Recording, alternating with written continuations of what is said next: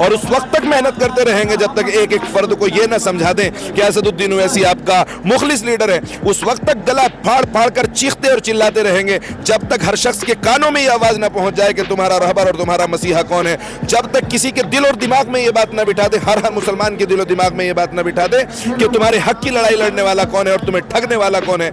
हम ठगों को भी बताएंगे और इनके मुखलिस लीडरों को भी बताएंगे और ये मेहनत जारी है और जारी रहेगी इंशाअल्लाह। हमने उनके लिए जानों के नजराने पेश किए, हमने उनके लिए पसीने बहाए, दिन रात एक कर दी, उनके लिए दरियां बिछाई हमने। उन्होंने हमारे लिए क्या किया?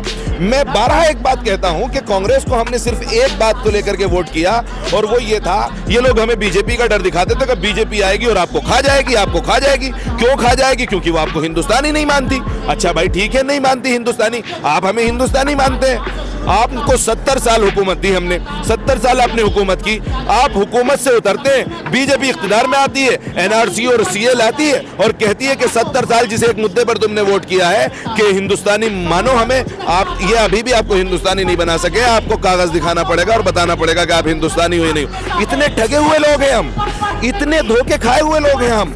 तो इन लोगों पर भरोसा करते करते 70 साल अपनी कौम के बर्बाद कर दिए हमने। लेकिन अब हम धोखा नहीं खाएंगे, अब हम इंशाअल्लाह इस कौम को समझाएंगे, इस कौम के जूते सीधे करेंगे, इस कौम की ठोड़ी में हाथ डालेंगे, इस कौम की दाढ़ी को पकड़ करके कहेंगे, इनके पैरों में पड़ेंगे और पढ़ करके कहेंगे कि खुदारा बाज आ जाओ। और मैं उसको कहता हूं, मुत्तहिद हो तो बदल डालो निजामे आलम, मुंतशिर हो तो मरो, शोर मचाते क्यों हो।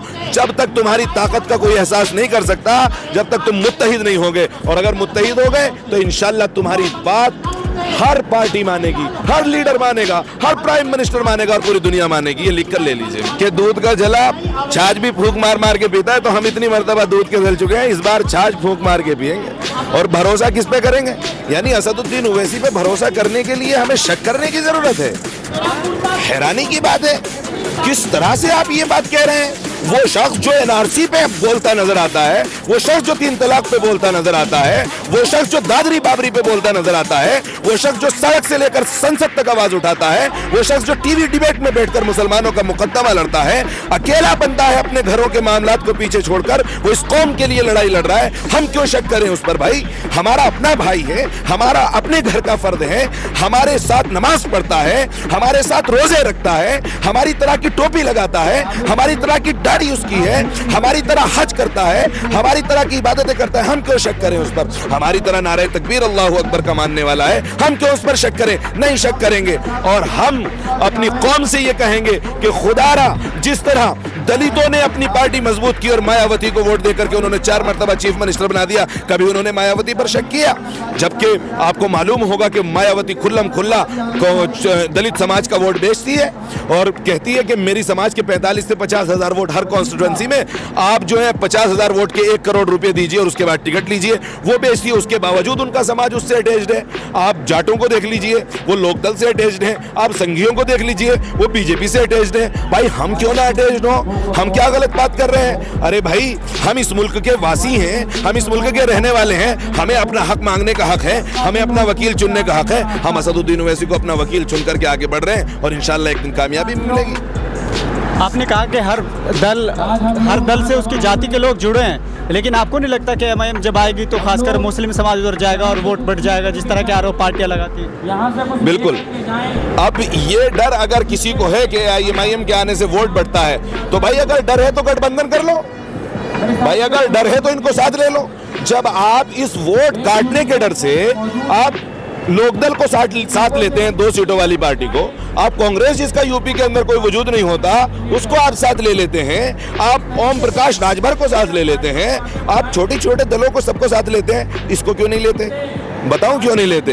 इसलिए नहीं लेते कि एक ढेर है, ये हुजूम है भेड़ों का, इस हुजूम में एक मालिक है और वो मालिक दूसरे को साझेदार नहीं करना चाहता। इसलिए नहीं करना चाहता कि अगर ये साझेदार बन गया तो हक मांगेगा, स्कूल मांगेगा, कॉलेज मांगेगा, यूनिवर्सिटी मांगेगा, जॉब मांगेगा, जो ये देना नहीं चाहते। इसलिए ये लोग उसको साथ नहीं लेना चाहते, वरना और क्या वजह हो सकती है मुझे बता दें आप। अच्छा ये बताइए, बीजेपी को हराने की जिम्मेदारी हम पे क्यों है?